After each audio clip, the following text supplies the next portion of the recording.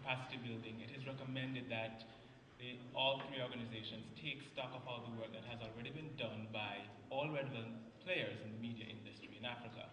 These organizations are the ones to take this on from January 1, 2010.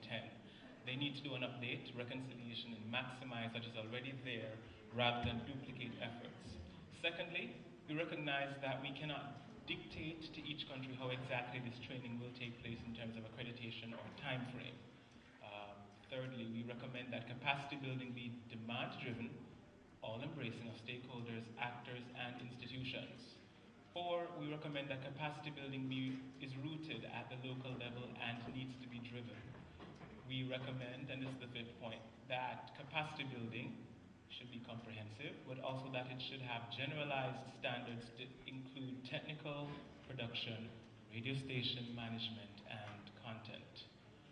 Sixth and final, we recommend that capacity building be specialized for different radio typology and programming.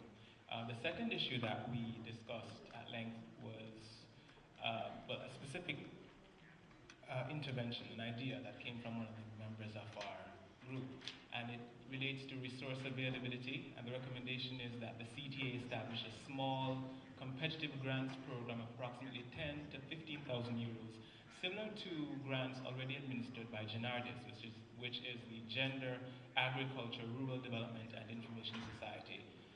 This should be focused on innovation and learning and be available to support any radio for agriculture and rural development initiative. The focus of this grant should be on cooperation of listeners and listener representation in agriculture. And the details of the plan are to be worked out if the proposal is in fact accepted by the CTA. The third issue, monitoring and evaluation. This is a big deal because a lot of people somehow misunderstand what monitoring and evaluation is. And we found some key points of interest, and we're also able to clarify some things that were causing some confusion. One, monitoring and evaluation is a weak link within previous communication for development programs and radio, especially in this area. So we need better ways to measure inputs. Number one, each station needs to have a strategic and business plan from inception. And of course, as I mentioned before, it would include plans for monitoring and evaluation. And number two, the CTA and all partners in development should advocate for a conducive legislative environment for community and independent radios.